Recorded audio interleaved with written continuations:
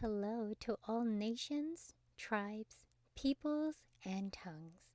Welcome to Storytime with Ray, where we read the King James Version of the Bible from Genesis to Revelation, to take in the wisdom and understanding from the Word. Thank you for joining, and God bless.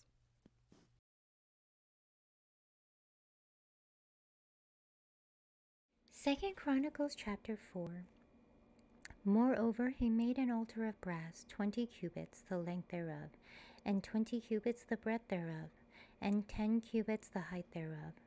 Also he made a molten sea of 10 cubits, from brim to brim, round in compass, and 5 cubits the height thereof, and a line of 30 cubits did compass it round about.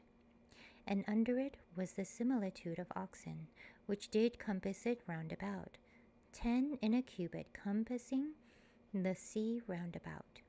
2 rows of oxen were cast when it was cast. It stood upon 12 oxen, 3 looking toward the north, and 3 looking toward the west, and 3 looking toward the south, and 3 looking toward the east. And the sea was set above upon them, and all their hinder parts were inward. And the thickness of it was an handbreadth, and the brim of it like the work of the brim of a cup, with flowers of lilies, and it received and held 3,000 baths.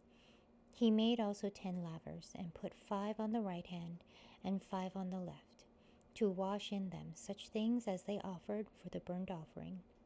They washed in them, but the sea was for the priest to wash in.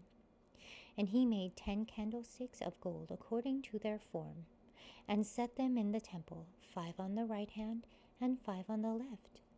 He made also 10 tables, and placed them in the temple, 5 on the right side, and 5 on the left. And he made 100 basins of gold. Furthermore, he made the court of the priests, and the great court, and doors for the court, and overlaid the doors of them with brass. And he set the sea on the right side of the east end over against the south. And Hiram made the pots, and the shovels, and the basins. And Hiram finished the work that he was to make for King Solomon for the house of God.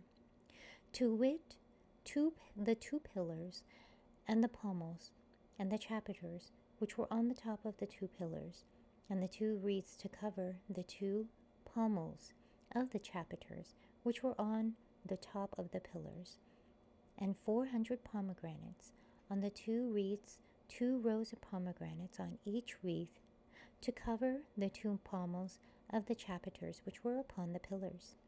He made also bases, and lavers made he upon the bases, 1 sea, and 12 oxen under it.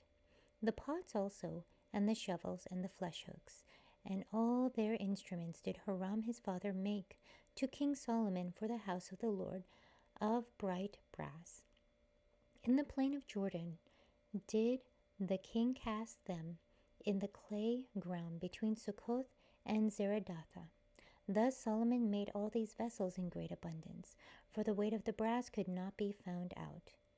And Solomon made all the vessels that were for the house of God, the golden altar also, and the tables whereon the showbread was set.